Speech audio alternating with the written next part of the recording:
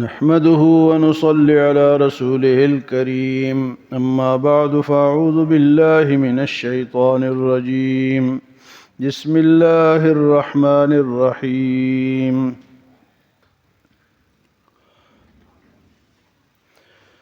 وَلَقَدْ ضَرَبْنَا لِلنَّاسِ فِي هَذَا الْقُرْآنِ مِنْ كُلِّ مَثَلٍ وَلَئِنْ جِئْتَهُمْ بِآيَةٍ لَيَقُولَنَّ الَّذِينَ كَفَرُوا إِنْ أَنْتُمْ إِلَّا مُبْطِلُونَ فَاصْبِرْ كَذَلِكَ يَطْبَعُ اللَّهُ عَلَى قُلُوبِ الَّذِينَ لَا يَعْلَمُونَ فَاصْبِرْ إِنَّ وَعْدَ اللَّهِ حَقٌّ وَلَا يَسْتَخِفَّنَّكَ الَّذِينَ لَا يُوقِنُونَ۔ فرمایا کہ قرآن میں ہم نے مختلف مثالیں بیان کی ہیں۔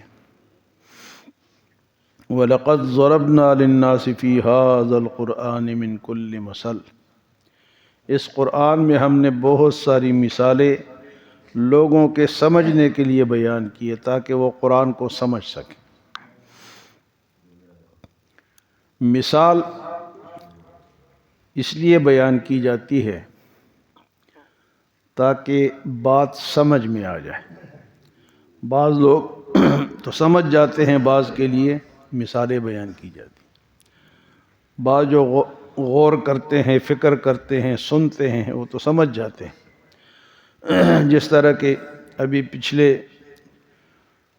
سورۃ عنکبوت میں اللہ پاک نے مکھڑی کی مثال میں، شرک کرنے والے کی مثال مکھڑی کی جالے کی طرح کمزور ہے۔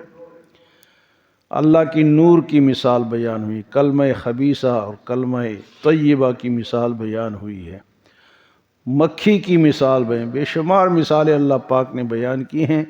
تو فرمایا کہ وَلَقَدْ ضَرَبْنَا لِلنَّاسِ فِي هَذَا الْقُرْآنِ مِنْ كُلِّ مَثَلٍ، ہم نے اس قرآن میں لوگوں کے لیے بہت ساری مثالیں بیان کی، تو مثال سے بات جلدی سمجھ میں آ جاتی۔ فرمایا کہ وَلَئِنْ جِئْتَهُمْ بِآيَةٍ لَيَقُولَنَّ الَّذِينَ كَفَرُوا إِنْ أَنْتُمْ إِلَّا مُبْطِلُونَ، اے میرے نبی جب آپ ان کے پاس میری نشانیاں لے کر آئیں گے تو یہ کافر کیا کہیں گے کہ آپ تو باطل پر ہو، جھوٹ پر ہو۔ وَلَئِنْ جِئْتَهُمْ بِآيَةٍ لَيَقُولَنَّ الَّذِينَ كَفَرُوا إِنْ أَنْتُمْ إِلَّا مُبْطِلُونَ، یعنی حالت کفر والوں کی یہ ہوتی ہے کہ وہ حق کو باطل کہتے ہیں۔ اللہ کے نبی اور قرآن بیان کرنا، مثالیں پیش کرنا یا اللہ کی نشانیاں بتانا، تو یہ تو اللہ کی طرف سے ہے، حق ہے، لیکن لوگ کیا کہتے ہیں، کفر والے کیا کہتے ہیں، ان انتم الا مبطلون۔ تو فرمایا کہ یہ پھر کیا کہتے ہیں کہ یہ تو جھوٹ ہے، یہ تو باطل ہے۔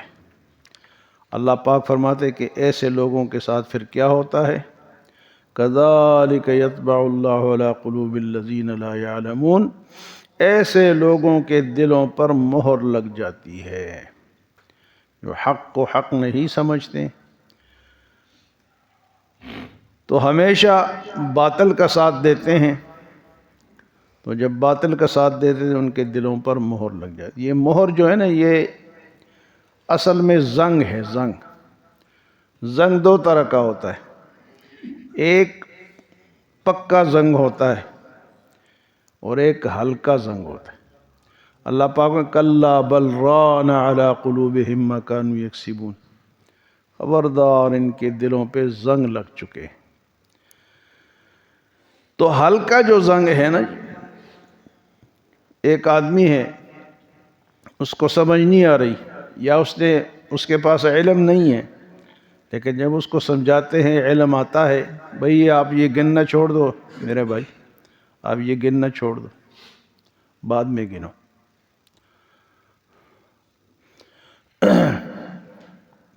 ایک آدمی اس کو سمجھ نہیں ہے تو اس کو سمجھاؤ تو وہ مان جاتا ہے، اس کی جہالت ختم ہو گئی، اس کی جہالت، اس کا زنگ وہ دھواں کی طرح ہوتا ہے، کمزور ہوتا ہے، وہ ختم ہو جاتا ہے۔ لیکن ایک کو سمجھاؤ، پوری بات بتاؤ، وہ پھر بھی کہتے جی میں نہیں مانتا، تو ان کے دلوں پہ وہ زنگ لگ جائے۔ وہ زنگ کیا ہوتا ہے؟ حدیث مبارک میں آتا ہے کہ جب بندہ ایک گناہ کرتا ہے تو ایک دھبا لگ جاتا ہے دل پہ، اگر توبہ کر دے تو وہ صاف ہو جاتا ہے، دھل جاتا ہے، اور اگر توبہ نہیں کرتا، دوسرا گناہ کرتا ہے تو دوسرا دھبا لگتا ہے، لگتے لگتے وہ دل ان دھبوں سے سیاہ ہو جاتا ہے۔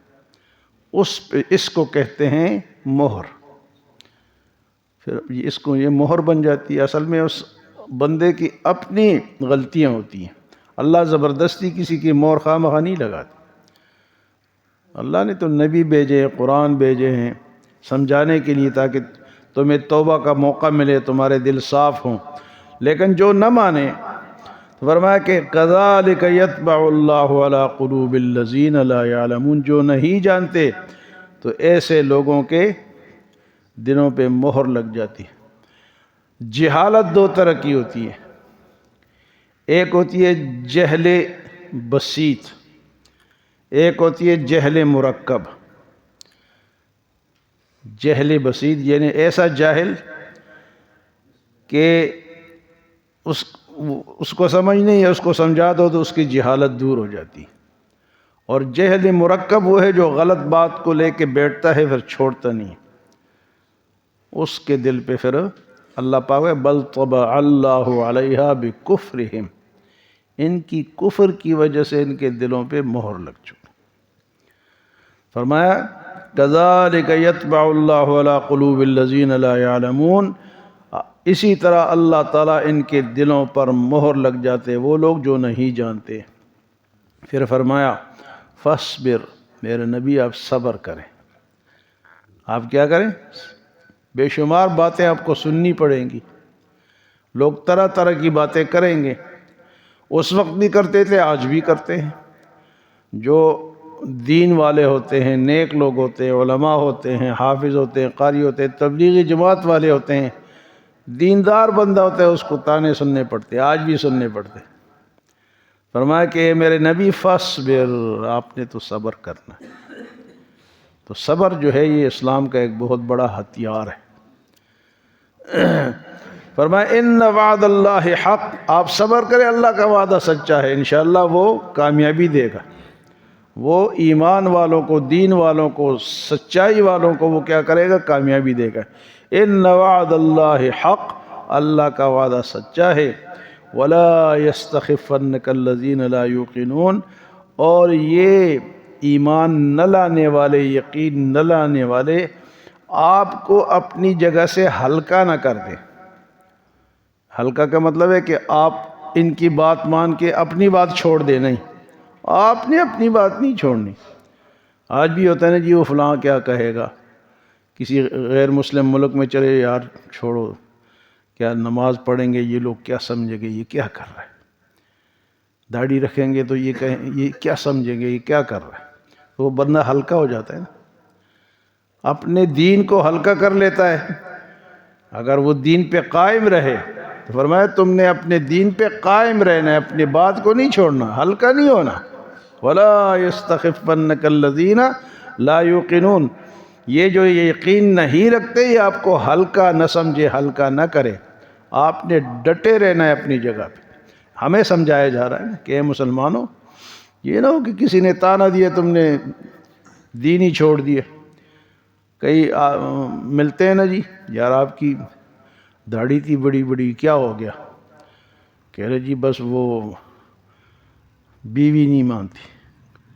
ہاں جی، یا لوگ تانا دیتے ہیں، تو یہ اپنی بات چھوڑ دی ہے نا۔ اللہ فرماتے ہیں کہ میرے نبی آپ صبر کریں، آپ نے اپنی بات نہیں چھوڑنی۔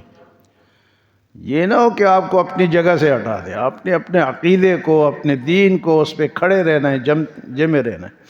تو یہ سورۃ روم یہاں ختم ہوئی۔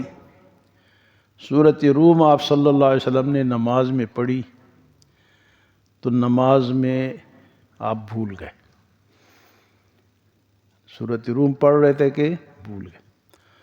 آپ نے فرمایا کہ ہمیں قرآن میں تلبس کرایا گیا، تلبس ہو گیا، بھول گئے۔ وجہ کیا ہوئی کہ کسی کا وضو درست نہیں تھا، کسی نمازی کا، اس وجہ سے امام پہ بھی اثر پڑتا ہے، امام پہ بھی اثر پڑتا ہے۔ آپ صلی اللہ علیہ وسلم نے فرما دیا کہ بھئی میں بھول گیا، لیکن کسی کے وضو جو ہے وہ مکمل نہیں ہے، تو مقتدیوں کا اثر امام پہ بھی پڑتا ہے۔ تو کئی ہمارے بھائی جو ہے ان کو پورا وضو آتا ہی نہیں ہے، نہ وہ کوشش کرتے پانی پھینکا جلدی جلدی اور وہ جا کے کھڑے ہو گئے، تو اس کا اثر امام پہ بھی پڑتا ہے۔ اس لیے آپ صلی اللہ علیہ وسلم نے فرمایا کہ الامام ضامن، امام نمازیوں کے نماز کا ذمہ دار ہے۔ تو اس لیے امام کی قبول ہوگی تو سب کی ہوگی، امام کی قبول ہوگی تو امام کے پیچھے بھی کوشش کرنی چاہیے کہ ہم پورے وضو میں ہوں، اچھی طرح وضو ہو، وضو کے مسائل کا پتہ ہو۔ تو اگر نہیں ہوگا تو امام پہ بھی اثر پڑے گا، اس سے غلطی ہو جائے گی۔ لیکن ہم تو کہتے ہیں مولوی بھول گیا نا، لیکن یہ نہیں پتہ کہ ہمارے اندر بھی کوئی کمزوری ہوگی۔ تو یہ صورت روم میں آپ صلی اللہ علیہ وسلم کے ساتھ یہ واقع، اس لیے فرمایا کہ امام ضامن ہے نمازیوں کی نماز کا۔ تو گویا کہ امام کی نماز درست ہے تو مقتدی کی نماز بھی درست ہے۔ تو اس سے امام ابو حنیفہ رحمۃ اللہ علیہ نے فرمایا کہ امام کی نماز درست ہو گئی، آپ کی درست ہو گئی۔ اس لیے اگر کسی نے سورۃ فاتحہ نہیں پڑھی تو پڑھے یا نہ پڑھے، امام کی نماز کا حساب ہوگا، آپ کے وہ نہیں آپ نے پڑھی یا نہیں پڑھی۔ پھر لوگ کہتے نہیں ہم نے سورۃ فاتحہ نہیں پڑھی تو نماز نہیں ہوگی۔ بھئی امام نے پڑھی ہے، اس کی نماز درست ہو گئی ہے، تمہاری بھی درست ہو گئی۔